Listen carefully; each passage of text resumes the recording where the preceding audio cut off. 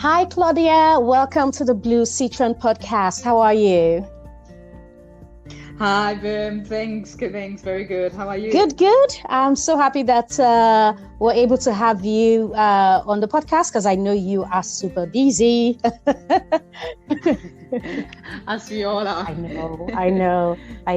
Yes. No, I'm happy to be here with you. Really. Thank you. One would think even during this lockdown period, one should get some time to relax and all of that, but no. It's equally busy, if not more. Absolutely. Or maybe the right term is, if not busier, English language. Okay, well, let's begin. So, welcome again to the BlueSitron Podcast. And over here, we talk about different things. We talk about elevating women. We talk about elevating African women and the African child. Of course, we also talk to men, and they tell us about their career experience and life experiences, and also just giving advice to the young ones. So it's really, really nice to have you here. So, Claudia, I know you are in the IT world. Excited. So, yes, tell us how you ended up in the IT world. And you are an account manager at Salesforce, isn't it? Yeah. Okay. Absolutely. Okay. So that's actually a funny story, because when I studied, I did everything not to end in IT. It's like I studied politics, so I have a bachelor's in political science, a master's degree in public administration from France. So and in school, I just hated numbers, I hated math, I hated everything around STEM. It also is like, I think everything around maths and everything around finances just seemed so overwhelming to me, so I was like, no, these are the things I do not want to do. And here I am as an account manager in the IT industry.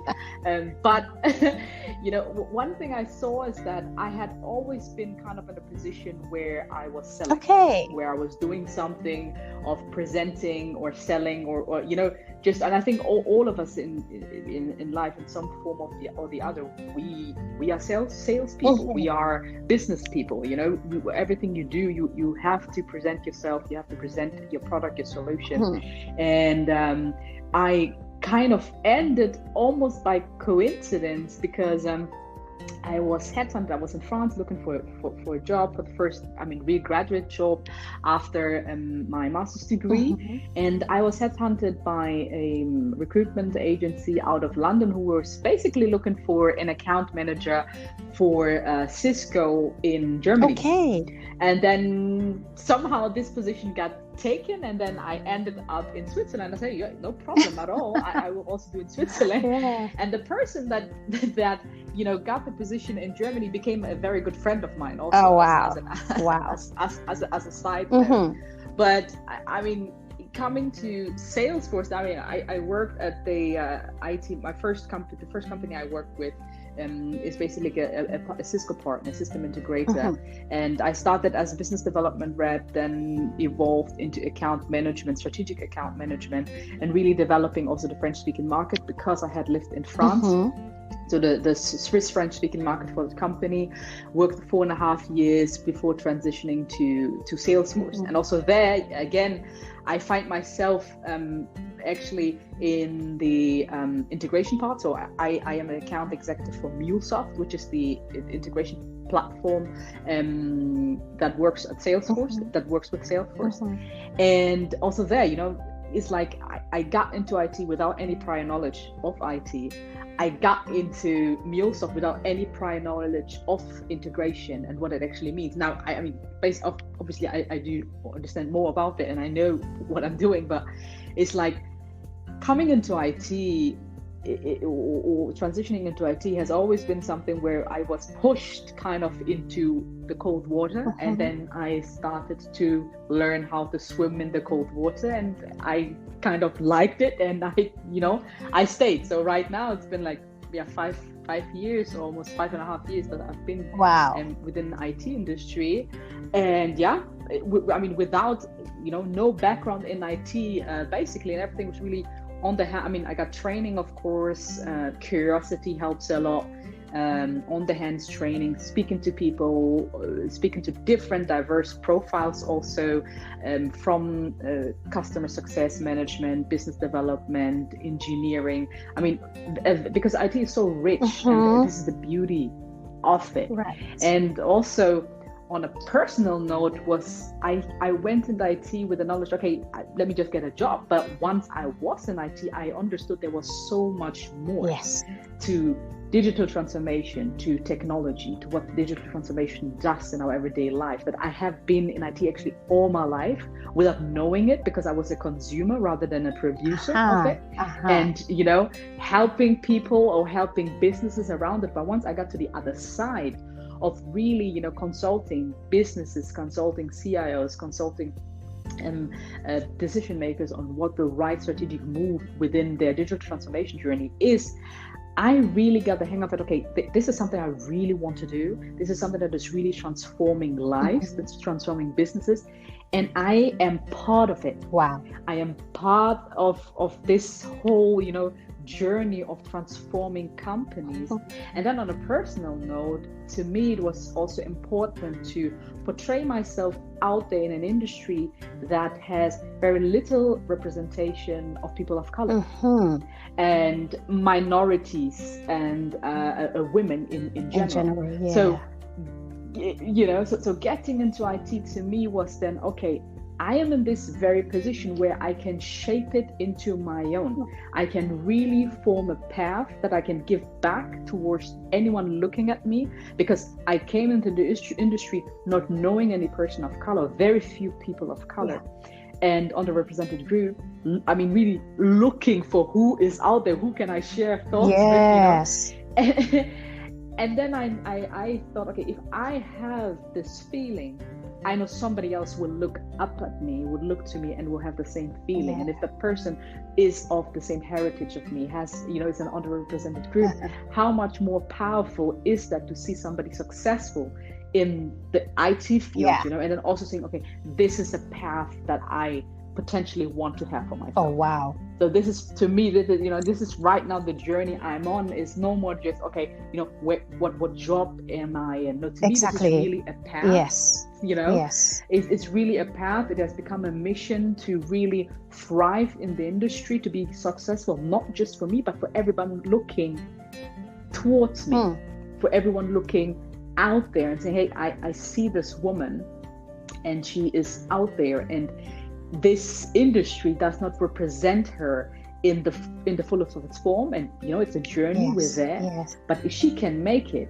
and she feels comfortable, I wanted to be there. I want to do that. That's the journey I'm on right now. Wow, Claudia, I don't even know where to begin. This is very powerful. You know, fun fact, I actually spoke with another lady in IT just yesterday, Ola Styler, and she's also, of course, she's also just like you. She got into IT by not studying anything IT. She studied French and German actually, and she's German. She lives in Germany as well, because you're German as well. You're German African, of course. So, wow, you're right. You're so right. To start with, within the IT world, as with a couple of other, you know, industries, there aren't many women, and then even Black women, to be specific. So I think it's very amazing what you're doing, and, you know, people can, our listeners can, you know, hear this. They can look up to, you know, they can just look at your photo and say, okay, well, she can do it. Anyone else can do it. I can do it too, you know, and they can be encouraged, you know, to get on board and get things going. So, yeah, it's impressive what you're doing, especially with the fact that you're like, you know what, numbers, I'm out. And then IT literally followed you. Absolutely. For me, numbers are so daunting. I mean, ever since I think it's also the experiences that we make in school. You know, it's the experience that you make. To me, I was naturally always inclined towards languages, and you know, I mean, I speak 5 different languages. Oh, wow. Just to give you an example of the reason why, you know, I wanted to do something conceptualized, you know, politics, and United Nations. You know, this was like the big dream. But then I said, hey, I can still, have that big dream, have that voice in an industry that is, not really kin to me, but an industry that still needs a representation of ourselves, of our women. And to me, I believe, especially for the Black community, representation is key. Yes. It's really, really key. I have a daughter and a son. My daughter is returning 7 in a week's time, and what I was born and raised in Hanover, Germany. So I'm German by nationality, but still, I mean, having a proper representation of who I am in the class. And I can tell you, I have been in settings up to date. Most of the time I walk in a room, I'm the only person of color. I'm the only Black woman. I'm the only woman, and I'm the only Black. I can relate to that. Me too. Exactly. So just that setting, puts you in a position where you think, okay, how can you make this work for you? Because there have been a number of times where it has not really worked for us. So how can you really make this work for you? And how do I want, moving forward, history to shape itself? I have the possibility to shape it within my own world. I have the possibility to shape history in a way that I think is going to be meaningful and impactful for the next generation to come. And I'm going to start with myself, because I know I have a daughter that's looking up to you, up to me, and wanting to understand, where do I belong? Because I mean, last time we live in Switzerland right now, and we had to, in Switzerland, after I think 5 years, you switch your residency, so the residence card that you get. And at the back of every person, I mean, we're 4 people, me, my husband, and our 2 kids. At the back of every person's ID card, the place of birth was different. For me, it was Germany. For my daughter, it was France. For my husband, it was Accra, Ghana. And from our son, it was Switzerland. Oh my God! So it's an international family. Completely, completely. But yet, we're all Ghanaians. At the end of the day, we're all Ghanaians. But we all have and come with very different experiences. And I said, like, my daughter, she was born in France. She's Ghanaian. She's Ghanaian by heritage. She has parents that are Ghanaian. She's German by nationality. She was born in France, and she's living in Switzerland. Now, wrap your head around that. And she's 7. This is her normal.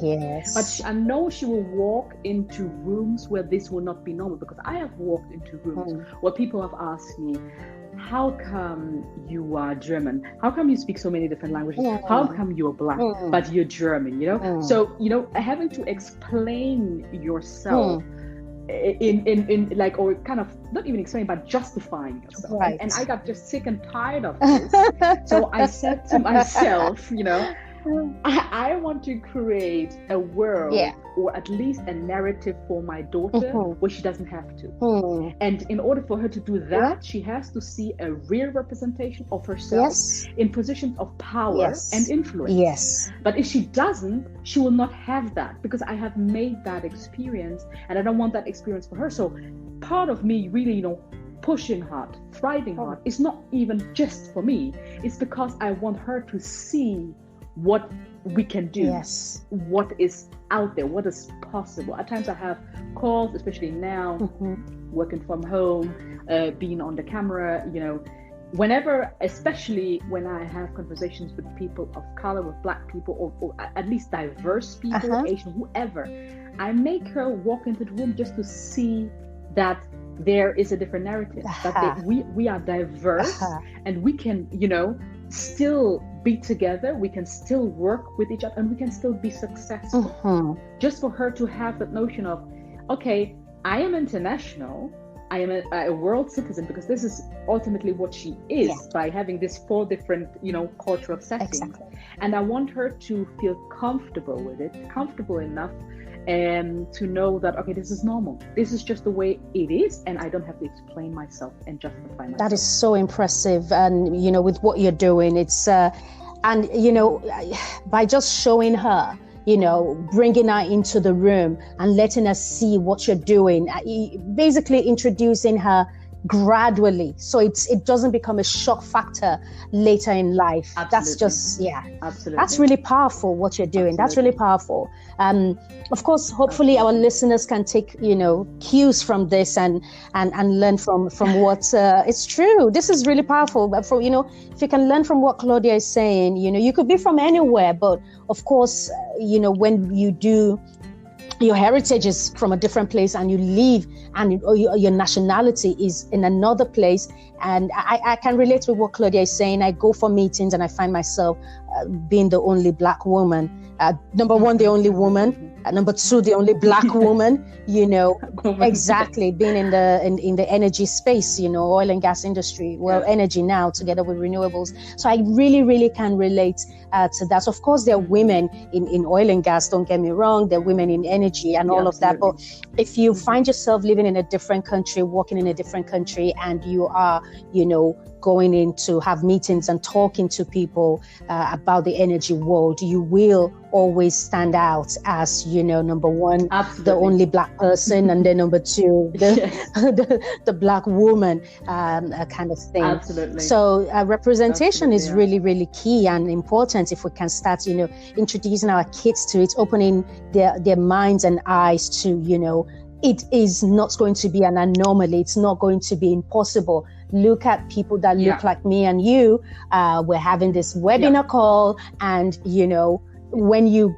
get older and you start to work, it would not be an anomaly. So well done. I applaud you for doing this kind of stuff. Well done.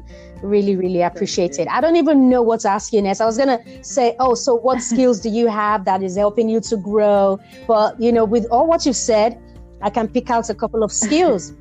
Basically, that nurturing skill is already there. Communication skill is already there, and the ability to also push yourself, because it's not everyone that has that. Some people have the procrastinating skills, whereby they procrastinate forever. You don't seem to fall in that category.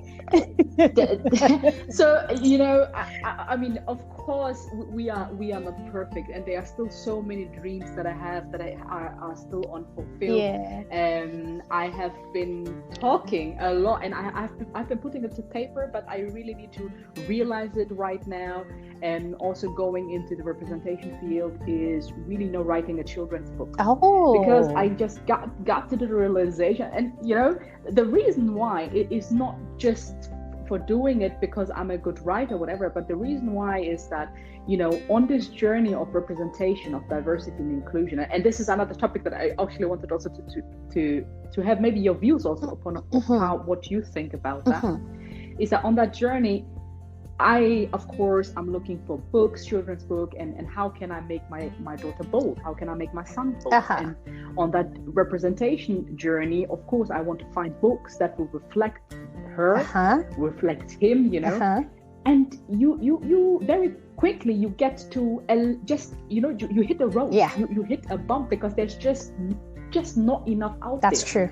And I mean, with everything that's been happening with the killing of George Floyd and with all the protests and the movements right now, the Black community is really pushing out all the books, all the literature in order to create awareness that yes, we do have material, but it's still not sufficient. So on that aspect, I was like, okay, a contribution that I can make on this aspect is really write a book for her, because she's so bright, she has so many different questions, and I know that she and all the other little young girls out there, Black girls out there, have questions that need to be answered, but are never answered in any books, that never find their way into any, newspaper articles or whatever, or when they find their way into it, is always attached to something, something miraculous. And I want to normalize that narrative and saying, no, you are just as bright as anyone else.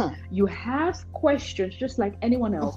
So if we should answer this question, let's answer these questions with a way that you can see yourself in. So if you want to become an astronaut and you want to see a female astronaut, let me show you an astronaut that looks just like you, so that you can actually really aspire for it and not think this is too high or this is too far off. Or if you want to have, last time she asked me, Mom, why can't blood be rainbow color? That's lovely. You know, why can't it have rainbow color? Because her favorite color is rainbow. And I said, well, my favorite color is pink. Oh, our favorite color is big. And I said, well, let us look into it, the history of blood and why there's blood, and also look into different kinds of kingdoms, like the animal kingdoms. And there you actually find that the animal kingdom has a diverse range of color, and there's actually rainbows. Yes. You know? And I said, I want to put all of these different things into a book where she sees herself in it, and she'll be proud of it. And if she's proud of it, so many different girls will be proud of it. And also on a different note, I just know that a lot of our community, I mean, a lot of our people, Ghanaian, Nigerian, whatever, they don't have the proper command of the local language they're living in the European diaspora. It's just a fact. It's just a fact. Right. So the reason that's a problem, though. I was like, that is a big problem. That is a real problem, because I mean, if you look, there's studies that have been made that just say that, I mean, reading to a child, you just pave the way, the foundation for her to really excel academically. So now you come into a country where you don't speak the language, and their books that are out there, number one, don't represent you or anyone you know, and number two, are not in a language that you understand.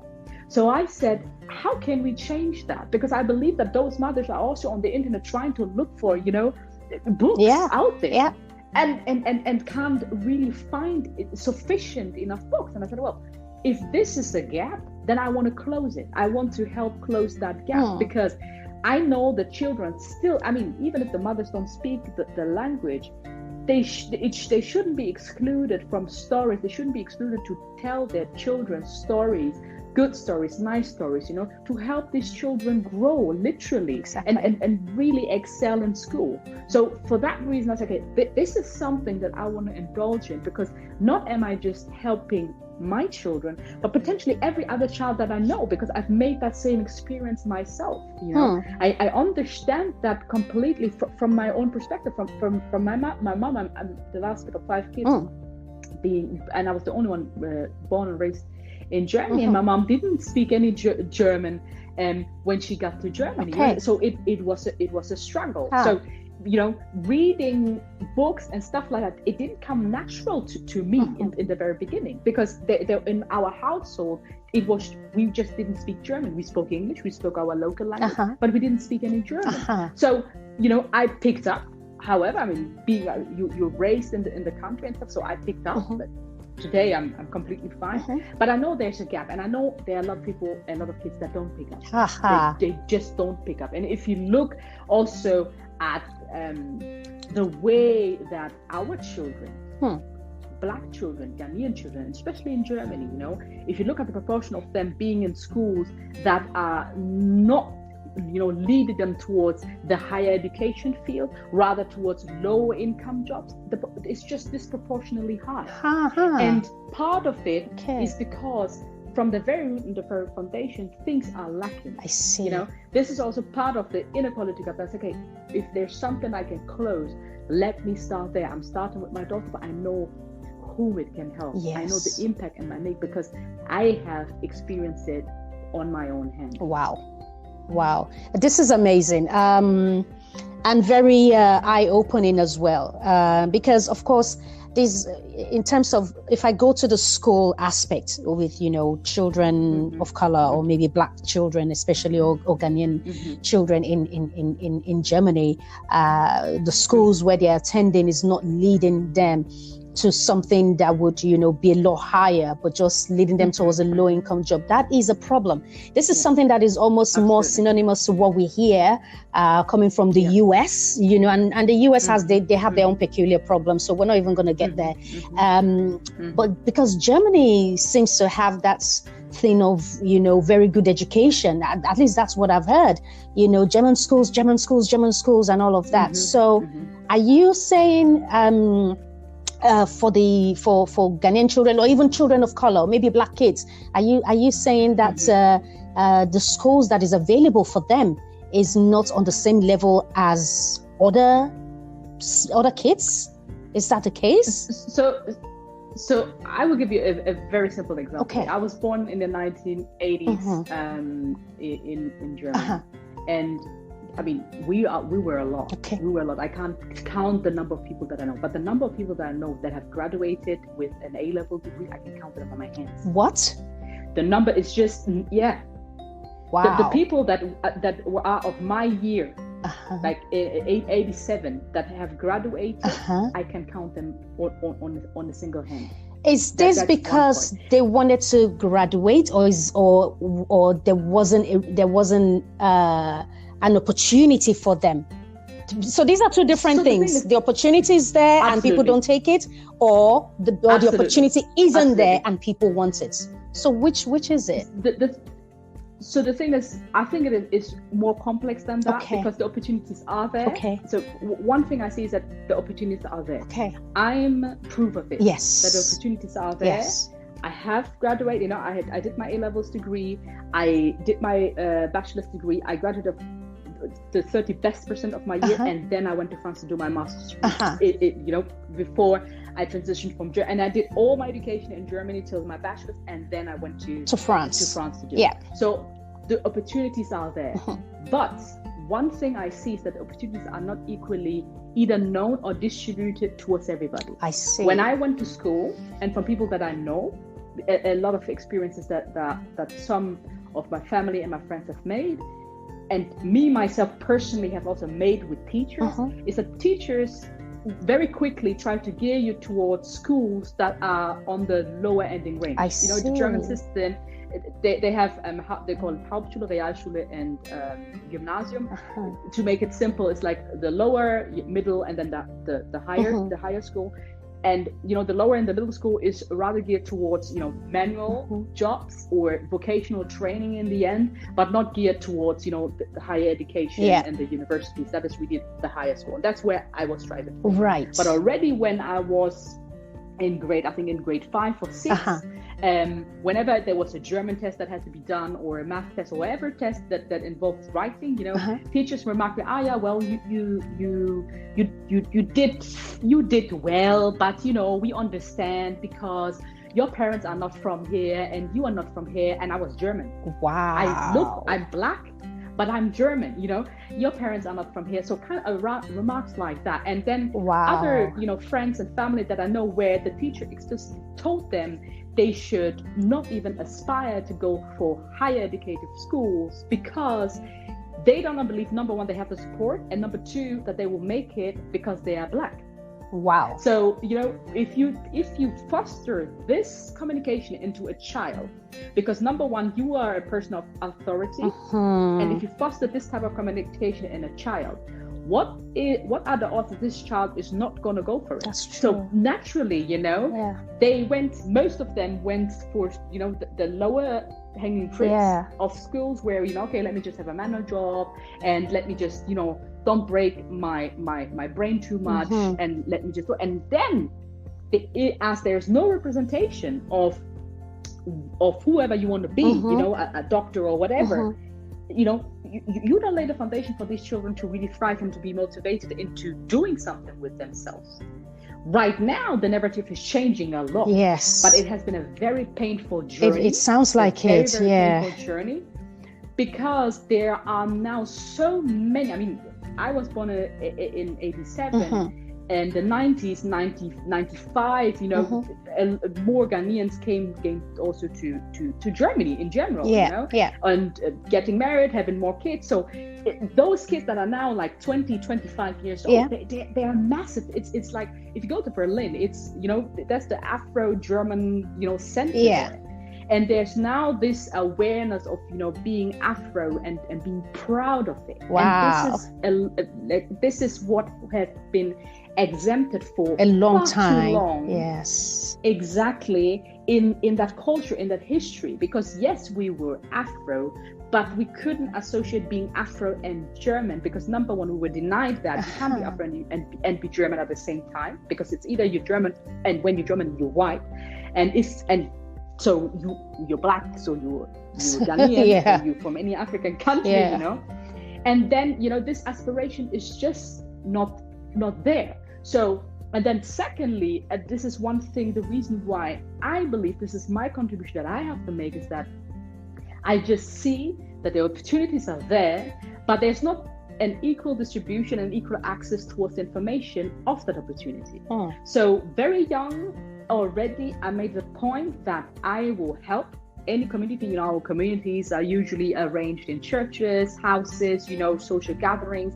That whenever I saw any, and I'm a youth mentor also, whenever I saw any of the youth, I told them, hey, what are you doing with your life? What school are you in? What grade are you in? What is it that you want to do? Because I just knew for sure, even though they were raised and they were born in the system, they knew nothing about the system. Wow. And you can say, well, they're ignorant, the information is out there, but no, the issues are far more complex than that. It's not that they don't know, and it's not that they just don't, you know, go for the information. But if you don't lay the foundation that the information is out there and you can access it, and on top of it, not just access it, but you can actually do something with that information and make that information work for you, why would you go for that information? Absolutely. If you know in the very beginning that this information is so far off, it will just waste my time, why would you go for it? So I made sure that every youth, I didn't care we went to one church, but I didn't care what church you were, I didn't care even whether you went to church, I didn't care nothing. The moment I saw you were youth, you were Black, I would talk to you and I will ask you, what are you doing currently with your life? Where do you stand with your grades? And if you need help, call me, I want to help you. And this is basically, you know, how I really started to understand how diverse and how deeply rooted the problems were that we're facing in Germany, that we're facing right now, the discussions that we're having right now, you know, it is not just in the States, it is also in Europe, it is in Germany, it is in the UK, it is in France, it is in every culture, it is just everywhere. Wow. Claudia, I mean, this is eye-opening. It's mind-blowing, eye-opening, and it's very emotional as well. And thank you so much for sharing all of this. And even a bigger thank you to you for encouraging any youth you come across that is, you know, Black, because once you see them, you challenge them, you ask them questions. What are you doing with your life? What do you want to do? You know, you're laying the foundation for them. You're doing something amazing. And like they say a teacher's reward is in heaven, but your reward is right here on earth. Because, like it or not, you are a teacher. You may not be a teacher, you know, taking a chalk and, you know, writing on a board or whatever, but, you know, you're impacting directly and indirectly, and that's just, oh my God, that's just amazing and really powerful. I'm really, really happy to have you on and to hear all of this from you. It's you know, it's because it's amazing. I just personally believe, you know, I thank you, by the way, but I just personally believe that we have so much to offer. If I look at the foundation of our community, if I look at our culture, if I look at the Nigerian culture, if I look at the Ghanaian culture, you know, I look at movies, I go to Ghana, you know, I have Nigerian friends, I have Cameroon friends, and our culture is so rich and so beautiful. Oh, you can say that again. I know. You know, it's so rich and it's so beautiful. So. And then it pains me that with all that beauty that lies within our culture, we are just at the edge of a society that is prosperous, that is continuing to hit, you know, the high notes of economy, of politics, of society, of every aspect in life, and we are not part of it. So, you know, I even go the further I say, okay, I have understood the problems that we are in. Yes, there are injustices, but we also need to look into the mirror and do our work. Absolutely. We need to stop saying they're not giving us the opportunities. Work your tail off. This is that's why I talk to every youth. I challenge them, because we have also become complacent with a lot of things that has been given to us, handed to us, because we believe, well, this is all that has been given to us. I can't aspire for more. And I said, no. Do you know the type of challenges that I faced when I was in university? Do you know how many times people told me to drop out? Do you know how many times in the working space I was, the elephant in the room? Yeah. Do you know how many times I was ridiculed and belittled, and I still went for it? Yeah. And I still stand where I stand? Yeah. So you have no excuse. You have absolutely no excuse. You have to understand that if you want to make a change in your life, it starts with you. And it will end with you. Absolutely. Starts with you. Completely starts and ends with you. And here we have the possibility and we have the opportunity to change something for the better. And even if you don't just want to change it for you, change it for your sister, for your brother, for your uncle, for somebody that is coming after you. Yep. Because as far as I'm concerned, we are in the society. We're making children in the society. We are marrying into society. We are part of the society. So let's shape this society. Let's speak about the society. Let's change the narrative of the society. We have been given a pen and a paper. Now let's use it. Wow. Yeah. This is honestly, I don't even know what to say again, but you are 1000% correct. It's all well and good when something is right there for you to touch upon and use and and then complain, but no. Change starts and ends with you. Every individual, like you say, you've got the pen, you've got the paper, pick it up and write. Meaning, that's a metaphor for get up and get something going. Yes, do something. So absolutely. And hence, I know it is overwhelming. That's why I say I think the work has to be done on both sides. On both sides of the tunnel. I know it is overwhelming. Hence, I educate myself in helping educate the youth for them to become self-sufficient. Because I know they don't always know. Exactly. When you come from a household where it doesn't come natural, to just pick up a book.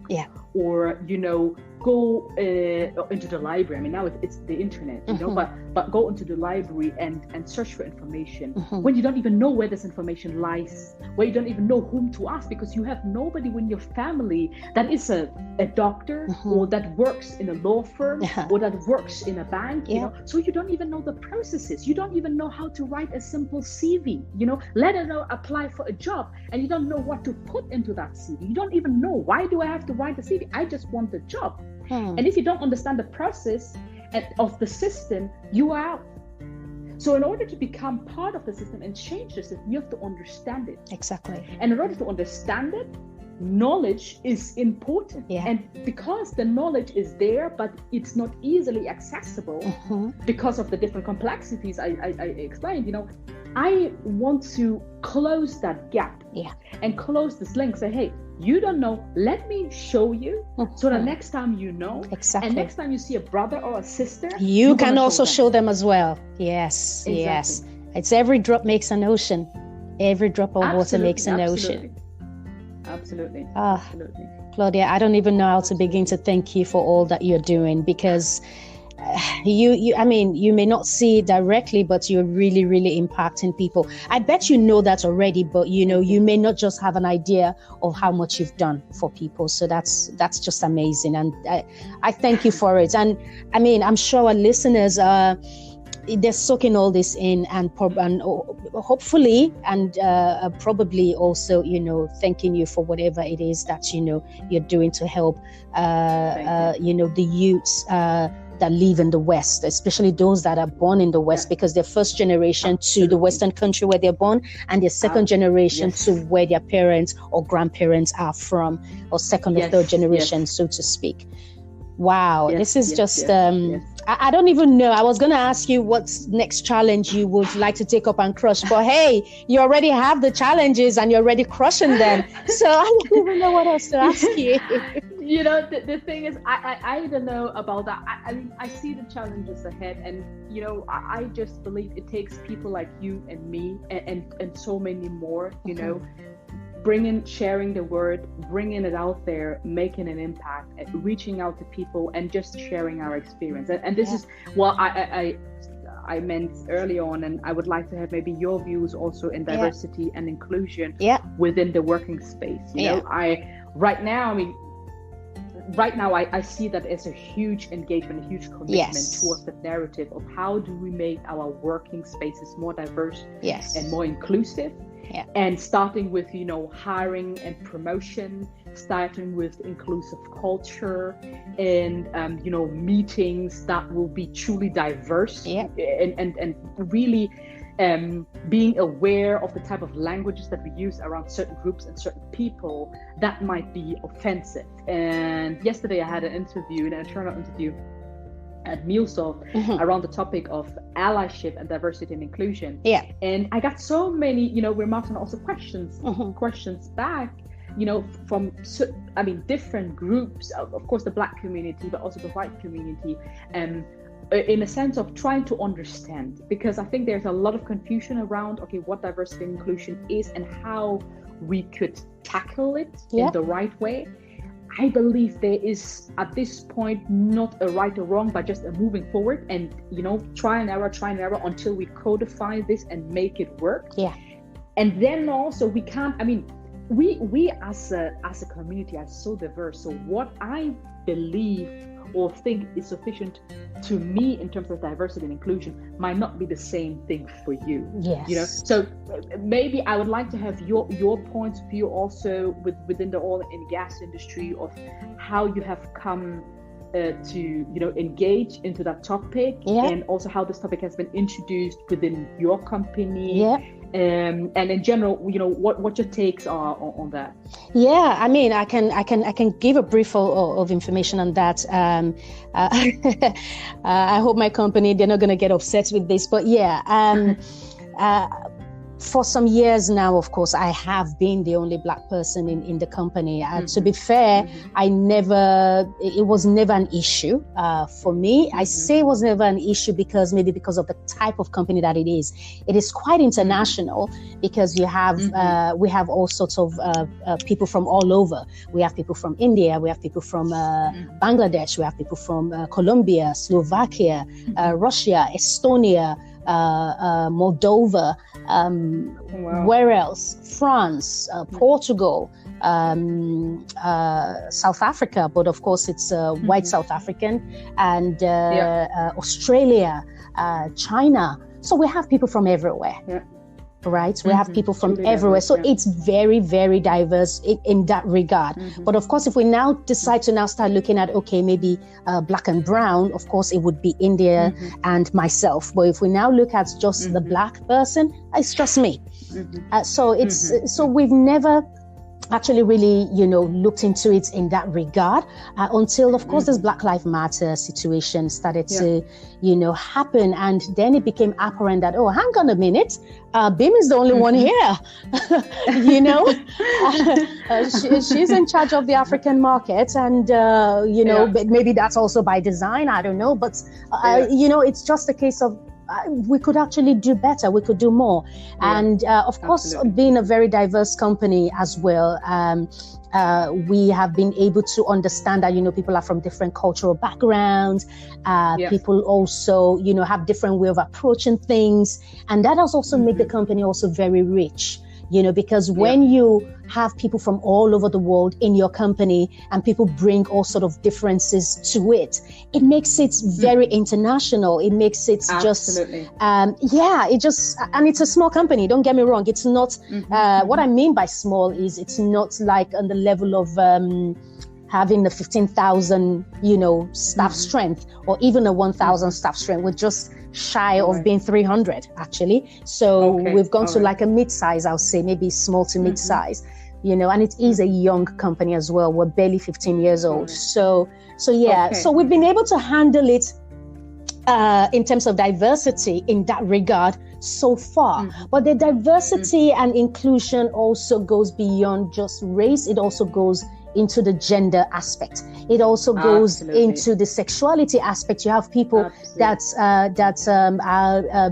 LGBTQ. I'm learning all these things now myself, because I don't, it's not something that I've been used to based on, my upbringing being Nigerian, so you learn all these things as time goes on. So, you have the LGBTQ. So all that part is all important as well in terms of, diversity and inclusion, and also, you start to look into other discrimination. You start to look into other forms of discrimination, which now goes into gender. You have some women may be pregnant and they go on maternity leave, and then their career is put at a zilch or maybe a pause or something, so these are things that, a lot of, it's a whole lot of topic that, we'll probably have to book another period to discuss, because it's so wide. But now within the industry, within the oil and gas industry, because we, as a company, we've moved beyond just oil and gas. We're now more like an energy industry. And lately I've done a whole lot of talks on energy transition, and especially with the African space, using, the solar, because we have it in abundance anyway. So why not tap into it? And of course, we also have, lots of water. I mean, the entire continent is surrounded by the Atlantic Ocean and the Indian Ocean, which I do hear now they're trying to petition or sign some sort of petition to change the name to African Ocean. I don't know how true that is, or if that's going to happen. I have no idea. But it's going to change from being Indian Ocean or something. I don't know. So within the energy space, or oil and gas space to be specific, yes, there are less women, and also, in fact, even more less women of color. It's an industry that is, of course, filled up a lot with white men, and also aging white men, to be specific. So the industry is also a little bit volatile in such a way that it's not, sometimes it's not very encouraging to the youth to actually be part of the industry, to come into the industry, because the oil price drops today and then next tomorrow it goes up, and then next year it crashes again. So, young people want stability, or they want something that is more fancy. So it's all about the YouTubes now. It's all about, I don't know, all these digital forms of, career,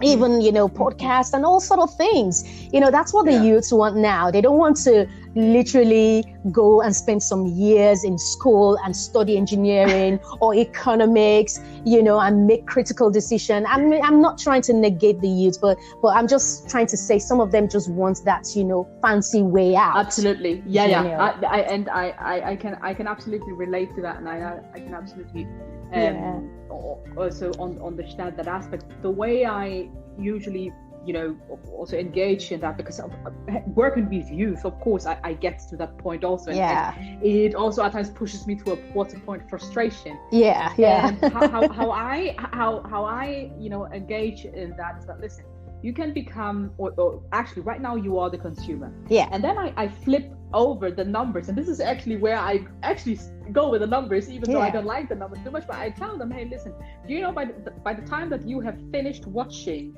that YouTube video, YouTube has made millions out of you just sitting there and consuming. And watching. So and watching. So by the time you're watching somebody riding the latest, SUV car, YouTube has bought about 3 within, just the second. Exactly. In that little portion. In that little instant. So they go like, what? And I tell them, and then I show them, for example, also Netflix. I think it was yesterday I saw that Netflix is executive board is an all black board right now, led by women and men, and I was so proud. This lady, this Ghanaian lady, Bozoma St. Patrick or something. I just love that lady. Honestly, I just love her. I love her very long hair. Oh my God. She's a powerful woman, that lady. Absolutely. And I tell them, listen, they are creating things that you are consuming. So if you take so much pride and you have so much joy in consuming that, why don't you sit down and create your own content?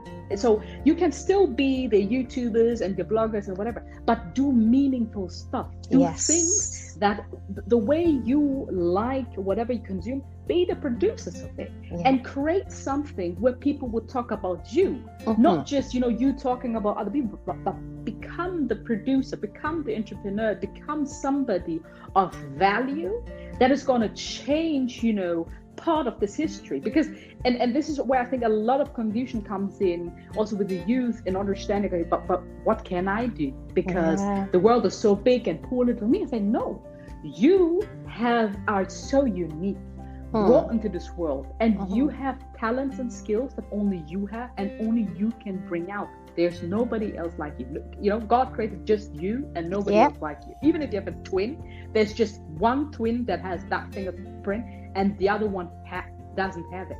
Exactly. So when you come to that realization, understand that you've been born with something so unique, so powerful, and the world, you owe it to the world to shine, to bring it out, in order for somebody else also to see their greatness. You exist in order for other people to know their greatness, because when you shine and when you bring out your greatness, other people can get a sense of hope and believe, oh yes, actually I can do this too, I can aspire for that too, and then you understand, hey, yes, I am actually meaningful, I am actually a person of value, and I actually have something to say, even if it's small, but people need those small people inside of the whole wheel to fill this whole big picture up. Otherwise it wouldn't work. It would be so boring if just 2-3 people had something to say. We are so diverse. We have so much joy and energy and passion. It needs to come out to the world. It needs to totally. Wow. I really like the way this conversation has actually even gone from what I actually thought to this entire stuff. It's just amazing. It's beautiful. I love it. This is amazing. That's honestly, great. I need to have you more on here. You need to come more. Definitely. My pleasure. Absolutely. I think we have so many different things to touch upon. That yes. We will not be able to fill the time now. Honestly, we would. Yes. We would. So what's going to happen is I told another friend of mine that I had on the channel, we're going to have like a 3-way or 4-way, session. And, we just, discuss and all of that. I think that's going to be amazing. Maybe we could even make it a video session. I don't know. We could make it a voice session. I don't know, but let's see how it goes, because I'm open to anything. Awesome. Oh my God. You've honestly, you've exceeded, you have exceeded my expectation of the discussion this evening. And thank you. All the thanks goes to you. Honestly, thank you for everything. I appreciate what you're doing, directly and indirectly to the young ones. It's amazing. It's going to go a long way. So Claudia, who is the woman behind all of this? Because I know you're doing a whole lot of things. So, who's Claudia Bruce Kwate? Did I pronounce your last name properly? Absolutely right. Right. So I think, who is Claudia Bruce Kwate? This is a nice question, a tough question if I look at my background. But I believe I'm, still that little girl that never stopped dreaming, that never stopped hoping, and that never stopped believing in God, that God had put in something bigger in me than I was seeing. And I also believe that I am the accumulation of so many people that instilled their voice and their greatness and their passion in me, starting with my mom, that came to Germany in the late 80s and raised me basically by herself before she met my stepdad, and really pushing and giving me a sense of, you are bigger than our current situation. Wow. You are bigger than where we are right now, and where I see you, I will push you, even though you are not there yet. I will push you, and even if I don't understand the German, I'll push you. I will be the African mom that will be behind you. Typical African moms. Exactly, the typical African mom. And so I think this hard work, this resiliency, which has not come very natural, to be honest. I was not. Today I can say that I'm very confident and proud of who I am or who I've become, and basically not who I've become per se, because I believe, as I said, I still have a lot of dreams that I want to accomplish. So I am grateful for the journey God has put me on. That is the right phrasing. I'm very grateful for the journey that I have been put on, because I understand without a doubt that without him it wouldn't have been possible. I just know that. I know that me being here is just grace. I know it without a doubt. Oh wow. And knowing that, having that faith within me has sustained me to be so outwardly so outspoken, because for a long time I wasn't that person. For a long time I wasn't that confident. For a long time I wasn't confident in my skin, in who I was and where I was going, because I didn't see that I was going anywhere to start with, and and it was so overwhelming because I didn't see anybody that looked like me, talked like me, had the same struggle that I had, going towards the field that I want to go in. So I was I didn't have a lot of orientation around that, even though my mom pushed me hard. I didn't know, okay, where do I belong, and then also how do I make the right combination, the right conclusion of where I used to belong, or where I belong in terms of my heritage, and where I belong now in terms of my nationality, which is German, but I am Ghanaian. Bringing these things together has caused a lot of confusion for me, and I know a lot of youth also that it has caused a lot of confusion for me. So now I can say boldly, hey, I'm grateful for the journey that I'm on. I'm a woman on a journey. I'm a woman, number one, of faith. I'm a woman with a dream. I'm a woman on a journey. Wow. And I'm a woman that is grateful for that journey, the good, the bad, and the ugly. We always have to be grateful. Yes. Thanks for sharing. So do you have any parting advice for our listeners this evening, Claudia? Yes. Take life one step at a time. Don't get too overwhelmed with anything in life, because usually things always going to play out good for you. God is always going to show up. If there's one thing I can tell you, is that whatever you believe in, it's always going to work out for your good. You believe that. And number two, and I think this is the strongest advice one of my a mentor told me, is that if you want to do good in this world, if you want to be successful, become a person of value. And to become a person of value, you've got to really invest in yourself, because nobody's going to show up for yourself. Nobody is going to be successful the way you can be successful. Nobody is going to, put the work in your life that you can put in your life. Mentors will come and go, friends will come and go, family will come and leave.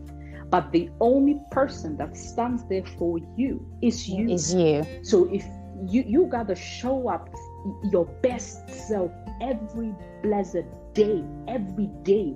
Success is not, that fancy thing that we see on YouTube that is the accumulation of material things. Successful means that I did not want to wake up today and I did not want to do my hair, but I still did it. I still went out and I still impacted somebody, And if you go up, and this is like right now I'm on a journey where I say, God, whenever I wake up, help me identify that person that needs to hear a word from you, however that word may look like. And to me, I believe it is to motivate people, to help them. I speak to everybody. I don't care what race, what nationality, what gender, what sex, what sexual orientation you have. To me, it's really, believe in the good of yourself by investing in yourself, knowing that that good that you place in yourself is going to help somebody else. It's going to advance humanity. This is the parting words I would leave for the weekend. Thank you, Claudia. Oh my God. I am going to literally, honestly, I'm going to bask in all that you've talked about this evening. It's been very eye-opening, enlightening, and encouraging as well. Thank you so much. Thank you. We really appreciate such a great host. Thank you. I try. Thank you. I'm trying to see how well I can continue to improve. So learning from all that you've talked about this evening, I still need to keep improving myself. I need to keep, pushing myself to be a value to myself as well. So thank you for it all. No, thank you. No, I think, it's like in life, we have so much to be weary of. We have so many things. Life gives us just so many things to worry about. Yeah. But when you understand that everything's going to work out for the good of you, and basically it is within your responsibility of how you're going to react towards what you see, you take a whole different perspective of life. Yeah. Basically, a lot of things are in your hands. You can change them. Even if the current situation may not look like it. And even right now, we are rage, we are angry, and we are tired. But I think still this is an opportunity for us to say and change this narrative and change the course of history that we started somewhere else. But we have the possibility right now to change this narrative and to shape the history in the way we want it to look like. To be. So we should grasp it, Yes. Exactly. Yes. Totally. Wow. Thank you so much, Claudia. Honestly, if I can have you here, we would just keep going on and on and on and on and on. Anytime. I enjoyed it so much. Anytime. Okay. Thank you. Thank you so much. So to our dear listeners, thank you for taking time out to listen to this conversation this evening with Claudia Bruce Cote. And of course, Claudia is also going to be starting her own podcast. Oh, hooray! Yes. Yes, I'll be needing a lot of your help. No worries at all. No worries. So Claudia is going to be starting a podcast, and definitely we will be teaming up to learn even more from Claudia. So thank you so much, Claudia. And thank you, our listeners. And this is Bimbola, whichever way you want to call me. My mom calls me Bim. This is Bim signing out of BlueSitron Podcast. Thank you, and see you in the next episode. Thank you. Cheers. Bye.